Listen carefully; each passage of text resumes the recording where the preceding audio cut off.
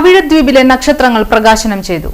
മാധ്യമപ്രവർത്തകനും എഴുത്തുകാരനുമായ റഊഫ് കരുപ്പടന്നയുടെ പവിഴദ്വീപിലെ നക്ഷത്രങ്ങൾ എന്ന പുസ്തകത്തിന്റെ പ്രകാശനം കരുപ്പടന്ന ഗവൺമെന്റ് ഹയർ സെക്കൻഡറി സ്കൂളിൽ വെച്ച് സംസ്ഥാന കായിക യുവജനകാര്യ മന്ത്രി അഡ്വക്കേറ്റ് ഒ.ജെ. ജനീഷ് നിർവഹിച്ചു. റിട്ടയർഡ് അധ്യാപിക ജാനകി രാമചന്ദ്രൻ ആദ്യ പുസ്തകം സ്വീകരിച്ചു.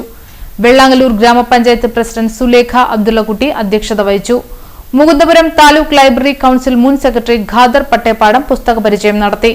ജില്ലാ പഞ്ചായത്ത് അംഗം C B. Shakeela teacher, block panchayat അംഗം അയൂബ് കരുപ്പടന്ന, ഗ്രാമപഞ്ചായത്ത് അംഗങ്ങളായ Preethi teacher, Shaji Attasseri, Ramesh Madathinkal, Musammil, Karuppadanna school old students association രക്ഷാധികാരി ഉമ്മർ പിച്ചത്തറ, കരുപ്പടന്ന ഗ്രാമീണ വായനശാല എക്സിക്യൂട്ടീവ് അംഗം B G. Pradeep, Karuppadanna new heroes club president M A. Maishooq, Saleem Arakkal, V N. Nasar, Leena teacher, Sandhya Vinod എന്നിവർ സംസാരിച്ചു. Vellangallur press club secretary എ.വി. Prakash സ്വാഗതവും റഊഫ് കരുപ്പടന്ന നന്ദിയും പറഞ്ഞു.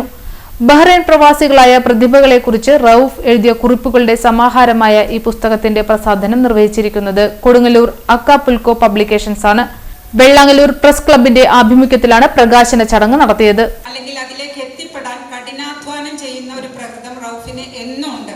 എന്താണോ റഊഫിന് പാഷനായിട്ടുള്ളത്, അല്ലെങ്കിൽ റഊഫ് ഏറ്റവും കൂടുതലായി ആഗ്രഹിക്കുന്നത്, ആ ആഗ്രഹം സബലീകരിക്കാൻ നന്നായി ഹാർഡ് വർക്ക് ചെയ്യുന്ന, നന്നായി കഠിനാധ്വാനം ചെയ്യുന്ന ഒരു വ്യക്തിയാണ്.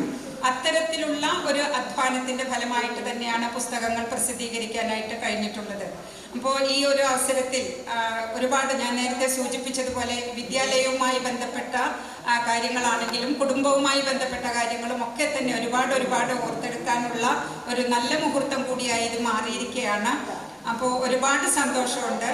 റഊഫ് ഇനിയും പുസ്തകങ്ങൾ എഴുതാൻ റഊഫിന് കഴിയട്ടെ. റഊഫ് കേവലം ഇപ്പോൾ കഥയും കവിതയും ഒക്കെ എന്ന് പറയുന്നത് അത് മറ്റൊരു തലമാണ്. റഊഫിനെ സംബന്ധിച്ചിടത്തോളം സാമൂഹ്യ പ്രതിബദ്ധതയോടുകൂടി ഒട്ടേറെ കാര്യങ്ങൾ ചെയ്യുന്ന ഒരു വ്യക്തി ആയതുകൊണ്ട് തന്നെ എഴുത്തിലും അതിൻ്റെ വ്യത്യസ്തമായ തലങ്ങളൊക്കെ ഇനിയും കാണാൻ കഴിയുമെന്ന് തന്നെയാണ് പ്രതീക്ഷിക്കുന്നത്.